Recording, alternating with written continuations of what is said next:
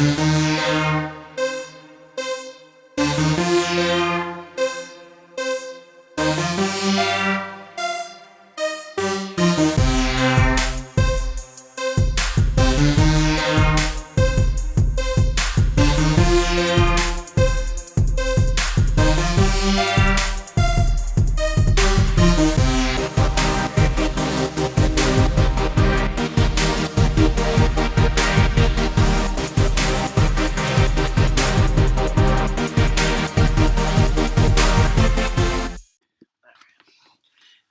everybody!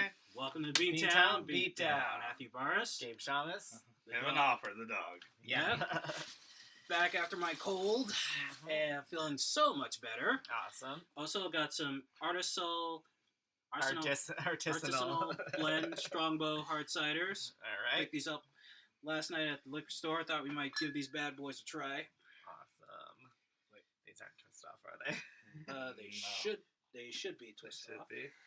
Yeah. All right. Yeah. All right. Well, Start us off, Matt. Okay. All right. Well, we might as well get into our first debate.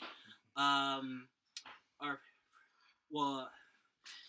we all know, there is a Grand Prix heavyweight tournament by Bellator starting in January 2018, and it is determined who will be their next heavyweight champion. Oh, sorry. That's right. Okay. All right. Okay. And so here are the names of the participants, in case anyone didn't know who they were. We have Frank Mir, who just signed over to Bellator. A little old in the tooth. Way old in the tooth, sorry.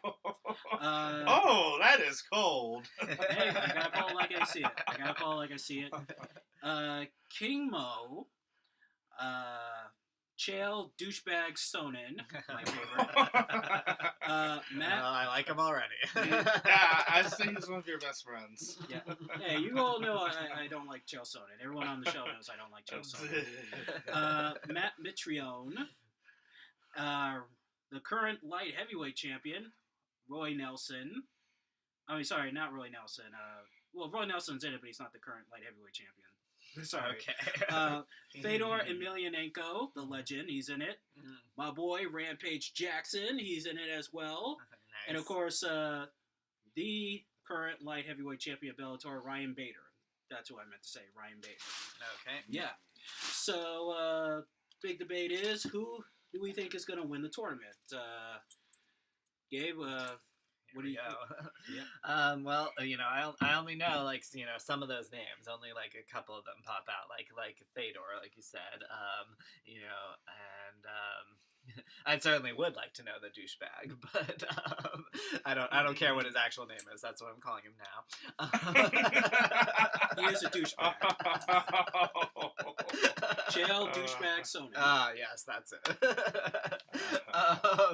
But yeah, so yeah, I mean, I've heard some of those names, and kind of rooting for them, as for Emelianenko and those guys, as I've heard them before, and and they've definitely made the rounds before, but in terms of who's gonna win, I couldn't tell you.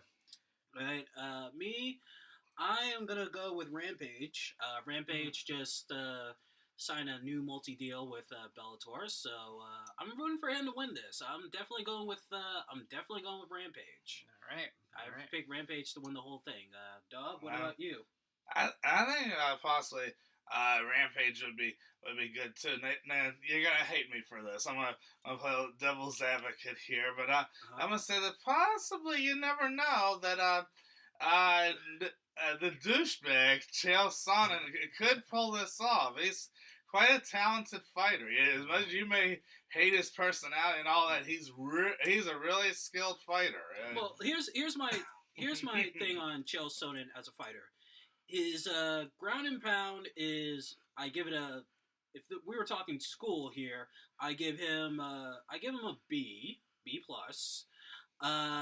His his takedowns A, his ground and pound B plus, his submission skills I give him a C minus, and his striking I give an F.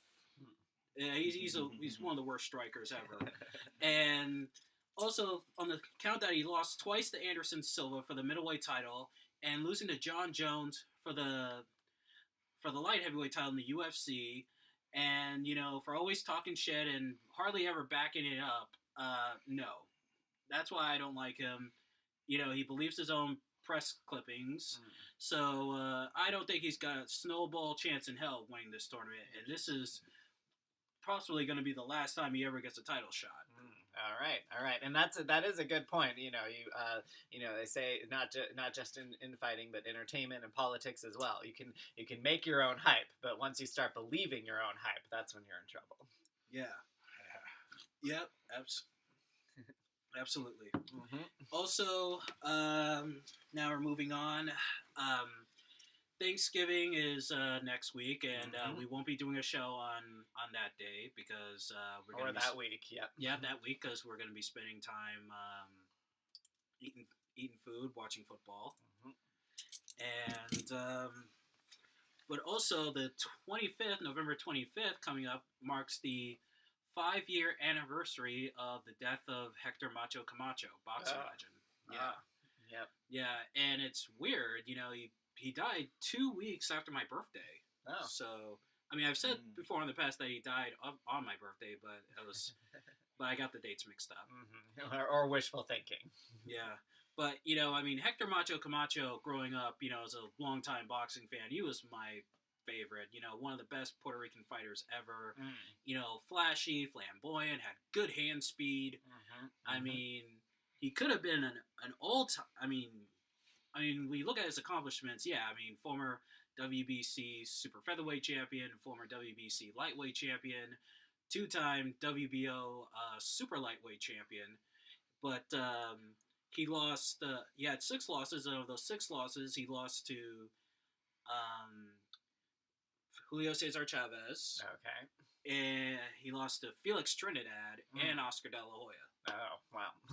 Yep, yeah. Those are ones he can't really come back from. Yep, indeed. Yeah. And plus, what also kept him from being that great was his on-again, off-again battles with cocaine. And we've talked before on the show about how addictions can make or break, usually break, these fighters, these athletes, and it's really, really unfortunate, really sad, Yeah, and the thing about Camacho was anybody who knew him knew that outside the ring he could be very wild. He was he was caught, and of course there was domestic violence, and he was he even wrote one time in his journal, they talked about it on ESPN, he had 2 alter egos that just took over. One was he called Mr. Camacho, and the other one he called the Wild One, and he was really wild. He was the Wild One. So, wild outside the ring. He was wild inside the ring with the flashiness, the dancing, and also leading up to press conferences. And one time he sent to insult a fighter, he sent him some panties. Yeah, calling him a girl and stuff. Oh man, yeah, that's definitely something. And I wasn't gonna say it, but I recently did get with a Puerto Rican guy, so I can know that there are pretty wild and sometimes maybe out of control. I don't know, but yeah, that's. We might have to hear more about that on the show. Yeah, so we'll talk off screen. But I bet the audience would love to know too. Matt's sitting here like, okay. But yeah. But anyway, I had to throw that out there, and no, I mean, I can only imagine. We've talked before what that type of life brings, and it's one of those.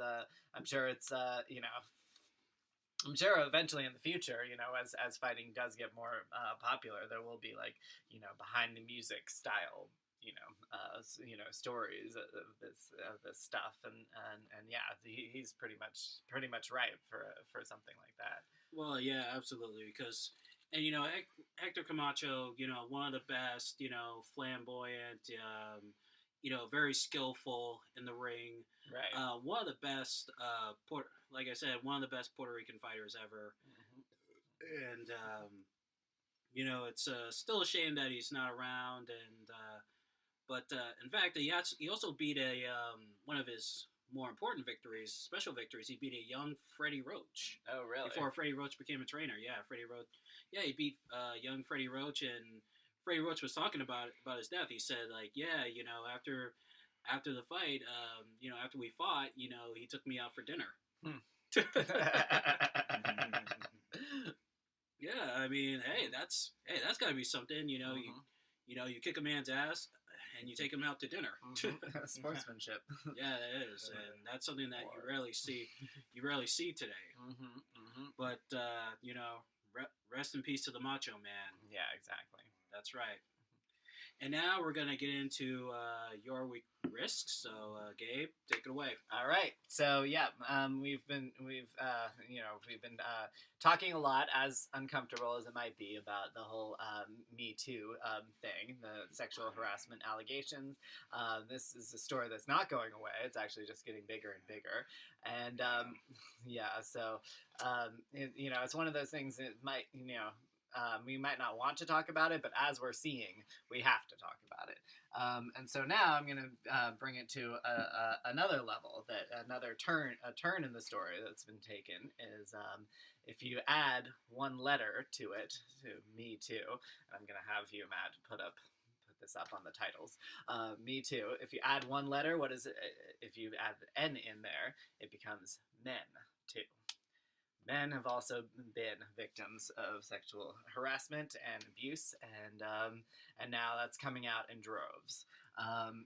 James Vanderbeek came out, and then Terry Crews. I didn't even hear that one.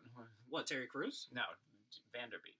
Yeah, well, I don't know where you've been, but it said in the newspaper that that he was sexually harassed, but with Terry Crews, I mean, if I was Terry Crews, being all big and who he is, I mean, I would have whooped the motherfucker's ass, grabbed my nuts. Yeah, exactly. I was actually just reading about that, and so and he's a important. Basically, the article I was reading says that he's an important example of this because we think either men aren't that upset by it, or B, because there's again the stereotype, shall we say, that men always do want sex, or whatever, and so A, they're not that upset by it, or B, they could just kick their their accuser. I wanted to say that's not the word. Kick their fucking ass. Yeah, kick their ass. Exactly, kick the predator's ass. But the thing is, that's not that's definitely not always the case. And yes, what he said, what Terry Crews said, is that I didn't feel like I could push back because I didn't want to be ostracized. There's this culture, no matter how physically big and intimidating he is, there's this culture where where it is all about still all about the connections. It's all about your name recognition. What do you got? You know what I mean? So it was actually because of that he felt like he couldn't actually push back or until now raise the allegations. Anyway, you might agree or disagree with whether that's true, but that was true for him, and that's unfortunate. Anyway, so we've, it's definitely uncomfortable to talk about as gay men. You and Kevin, you can back me up on this, I'm sure, but it's, when men are in power, this type of stuff is going to happen, so whether it's to women, which we've heard a lot, or now, we're hearing about when it happens to other men. and yeah, and then also, you know, the whole problem we've talked before on the show, the problem of you know, of gay shaming and of being in the closet and that type of thing. I can breed, you know, this toxic environment, and not to excuse anything that any perpetrators have done, but you know, if we had been more accepting of their sexuality, maybe they wouldn't have resorted to stuff like this. So there's Kevin Spacey now, obviously a big story. A lot of men in Hollywood have come forward and said, yes, he's harassed me as well. Starting with Anthony Rapp, who was on My So-Called Life, now actually one of the main 7 characters on Star Trek Discovery. And you know, and he's gay himself, and you know, that's got to be a big struggle to deal with, because when he was 14, this happened to him, you know, and I mean, he knew he was gay, like, let's keep it real, but he probably didn't know, like, on the surface yet, and to have to deal with that, you know, and that's, you know, that's an unfortunate thing, is that a lot of gay men have, you know, dealt with sexual abuse early in life, and, you know, to suss out that this was unwanted, unconsensual, you know, and yet I'm also gay, like, that's, you know, it's got to be a big thing to deal with. I'm glad that I personally haven't had to deal with that, but I know a lot of gay men have, and so yeah, and then, so for Anthony Rapp to deal with that, with Kevin Spacey, you know, being, you know, a huge name. I don't know how big a name he was at the time, but huge name now. You know, and he was brave enough to start these allegations. It's unfortunate, but it has to be what we're talking about. We have to still talk about this stuff. I mean, Kevin Spacey, I think is I don't think he's gay. I think he's, I mean, he kind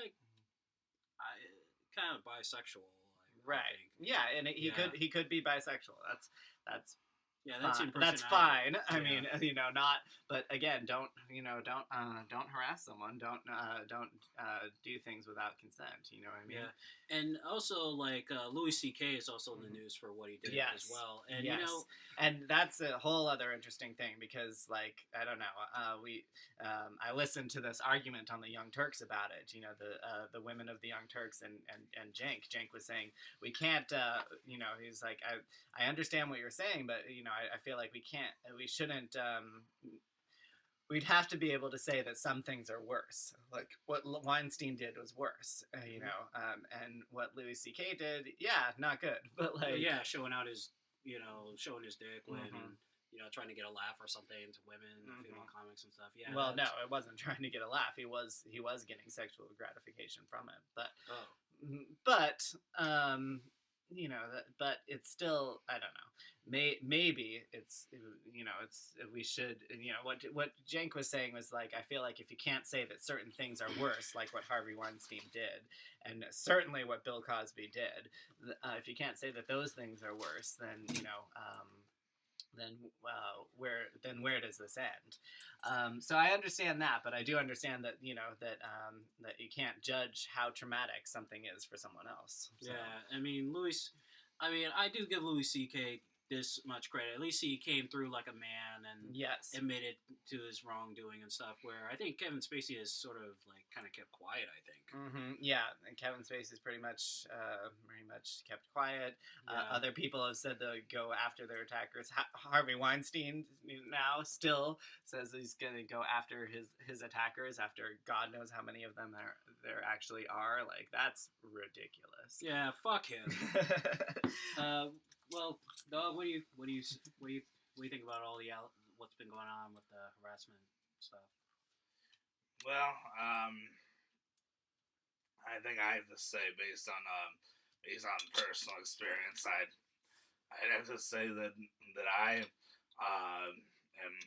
one of these on this list of the men too. Right. Based on a few years ago, I had my own rape back in 2013.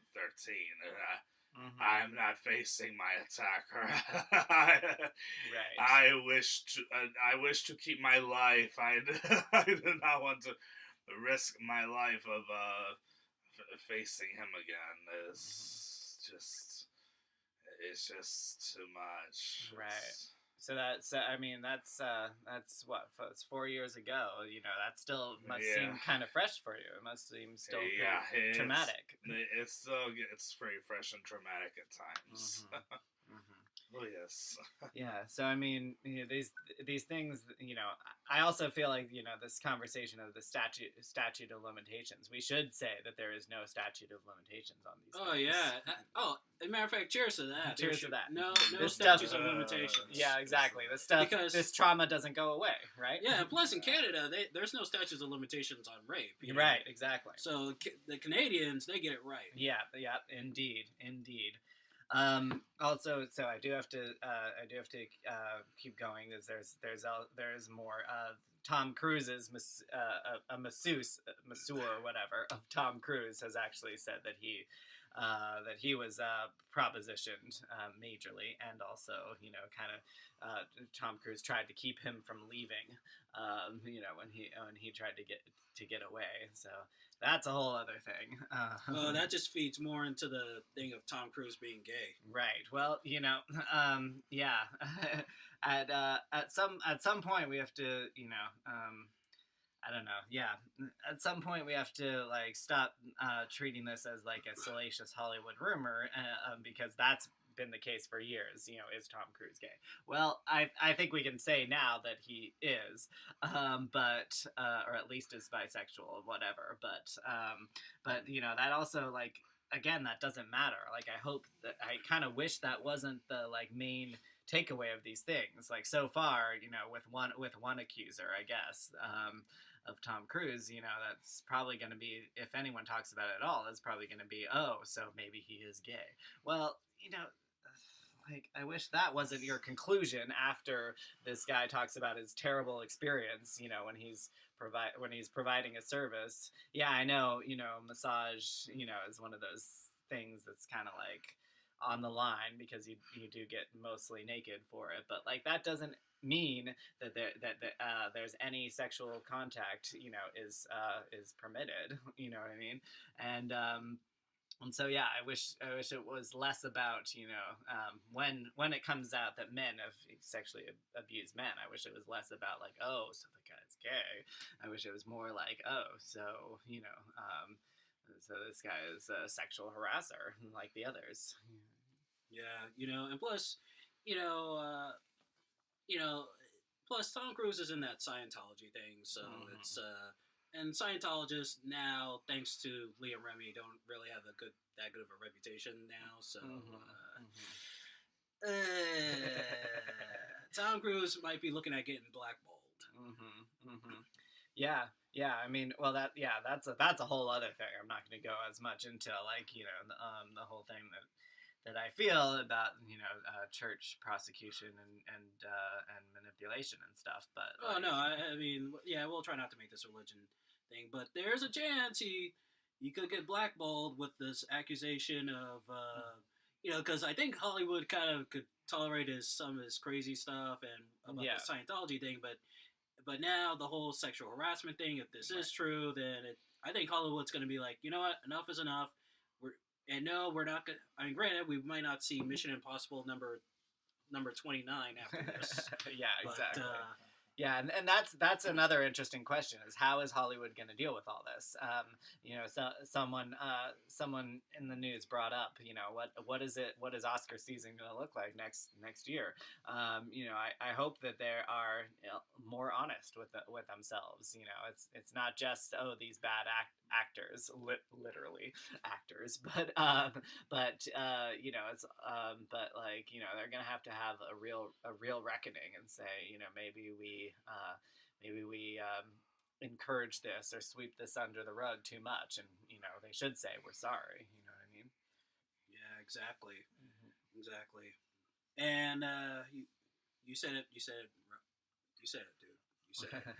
Thanks. So now we're gonna try and liven up the mood a little bit with our third debate. As you all know, I'm gonna go see Justice League. That's opening tomorrow. I'm gonna go see it on Saturday. Nice. Yeah. Hopefully I'll go see it with my friend Prema. Hi, Prima. What's up? Hi, Prima. Yeah, yeah, she's been a guest on our show. Mm-hmm. And so we've been doing these debates on superhero movies and stuff like that. Right. So I came up with this this other debate. Are certain superhero movies doomed to fail from the start? Yeah. And you know what? Well, there are a few that come to mind. No, it's not going to be Batman and Robin. I'm not going to go on another Batman and Robin rant. Yeah, so that was 2 weeks ago we discussed all that. Yeah, but what comes to mind is Catwoman, the Halle Berry Catwoman movie. Yeah. I think that was definitely destined to fail from the start because it had nothing to do with the mythology of Batman. I mean, she didn't play Selena Kyle. It had nothing to do with Batman. That was definitely destined to fail from the start. Which is too bad because I feel like it was a good concept. It was a pretty good movie. I mean, she was. If you actually watch it, Well, she was sexy as fuck. Yes. And the fight scenes were incredible, but but just storyline wise and just it was just terrible. Right. Maybe if they had that was the one with Sharon Stone, right? Yes. Yeah. Maybe if they had let Sharon Stone and Halle Berry kiss, then that would be a whole other thing. Wouldn't have made that much of a difference. You don't think so? No. No. Anyway, I remember at the time hearing this interview by Sharon Stone where she was like, they had actually like were planning to kiss in the movie or something, and she was like, they should have just let us. It's this Puritan thing that they shut that down. So I thought that was interesting of her to say. Yeah. Anyway. But let's see, another movie that was destined to fail from the start, Howard the Duck movie. I haven't even heard of that. Well, now, granted, he's too young. Well, it's not. Okay. Yep. No, it's not a matter of young and old. It's a matter of if you know your comic book heroes, if you know your comic books and stuff. Like, right. Because Howard the Duck is a Marvel. I don't really know that much about the hero.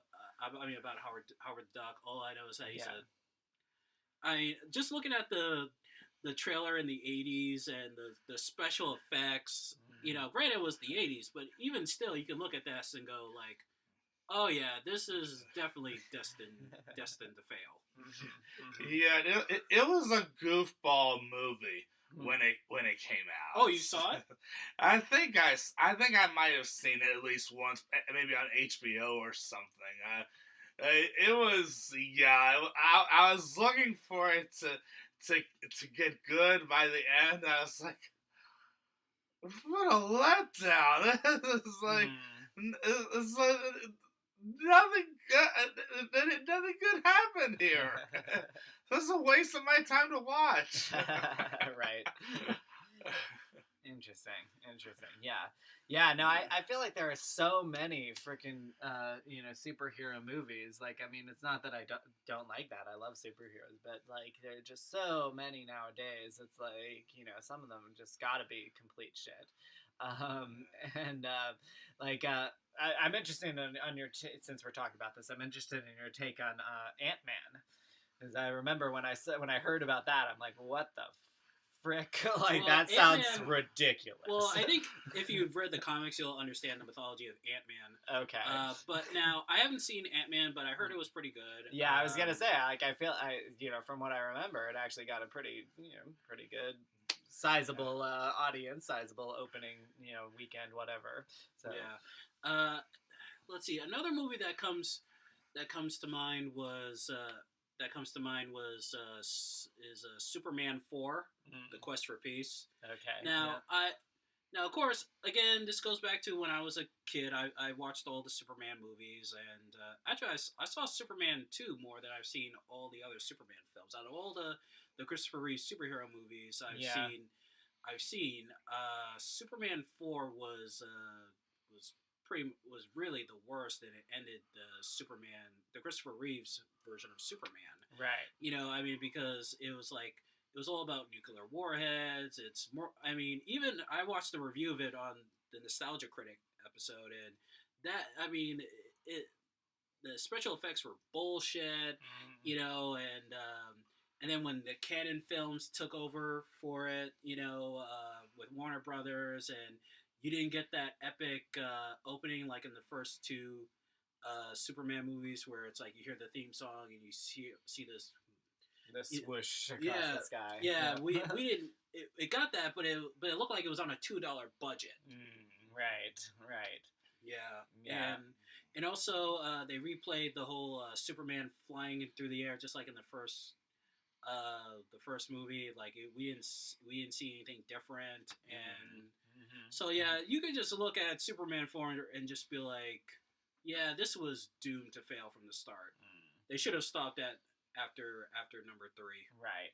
And we've talked about when should fighters stop and such, but I think I've in the past I've likened that to like entertainment franchises, and yeah, so when should that series of Superman have stopped? Maybe it should have stopped with number 3, and then it would have gone out on a better note, right? Yeah, I mean, well, it's also funny because sometimes endings. Because sometimes endings can completely ruin a movie too. Like, right. Well, for example, I saw the last Resident Evil film with Mila Jovovich, and of course, spoiler alert. It's like they wipe out the. It looks like they wipe all the, the zombies and all the umbrella people, and starting to think that okay, humanity will return now, the world is saved, right, and then all of a sudden we see like a flying like pterodactyl, something, whatever, flying across as we hear Mila do her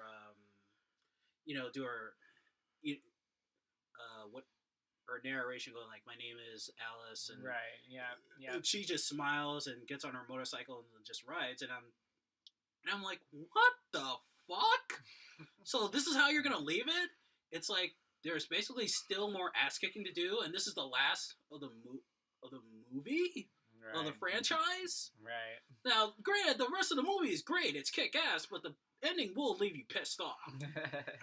Right. Well, I mean, I guess that's a to me that's kind of a little bit more of a tough call, because it's like even though it's the last movie, yes, I understand it should be a more conclusive note, but I think at the same time, there is always that thing, like should a movie, like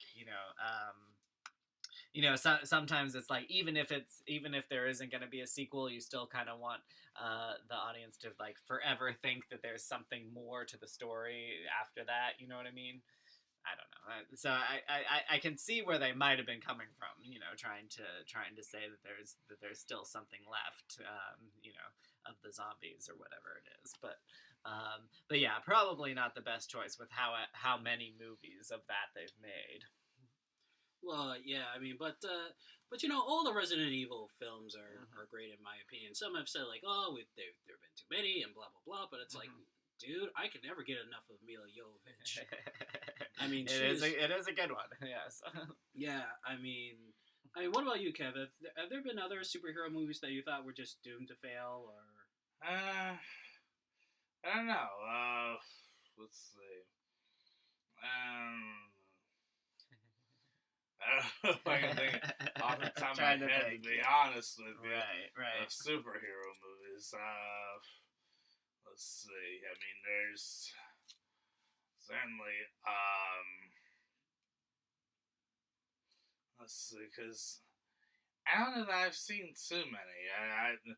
More of what I've seen probably were like the cartoons, like the Superman cartoons and some of those. So I don't know that I'm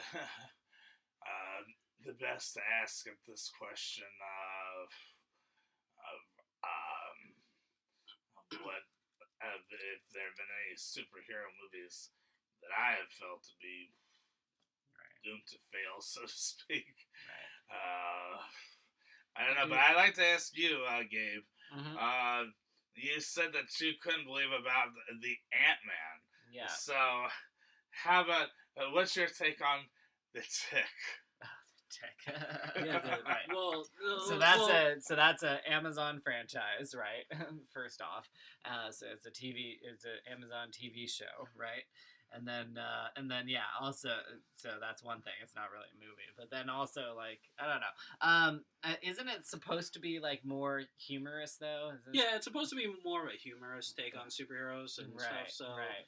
I mean, well, the Tick is always had a cult following, so you know, and you know, the Tick has always been famous. So so the Tick is a success. It's not a failure. So And the Tick too. I think that they had it in a movie. They did. I believe so. No, it's always been a TV series. No, never a movie. No. Oh. Whoops. But yeah, I was gonna say that like but yeah, I don't I feel like I don't know. I feel like there is always going to be the next superhero movie. So you know, so maybe there are going to be ones that are just just sucky. I mean, part of me loves it, part of me hates it. You know what I mean? Like I love the idea that that all these superhero stories, that there is no end to them. But at the same time, it's like it's going to be a real challenge to keep it original. And I feel like you better you movie producers, you better keep it original. You know what I mean? You better make something good and lasting instead of something that's just a flash in the pan. You know what I mean? Yeah, and also one more thing, Superman Returns was also doomed to fail from the start. I think as well, because it was supposed to take place between the Superman movies, Part 3, Part 4. It was supposed to take place in the middle between those times where Superman disappears for a while, and then like Lois Lane, she has a kid, but it turns out to be Superman's kid. She's married, and it's like, and I never really time's up. But I'll finish it like this. The whole thing of like, Superman having a son, like, and just, I mean, the whole look of the storyline wise, I just didn't like it either. So I started that movie once, and I could not get into it at all. Superman Returns, because I bought it on video, and I was like, oh God, I wasted my money.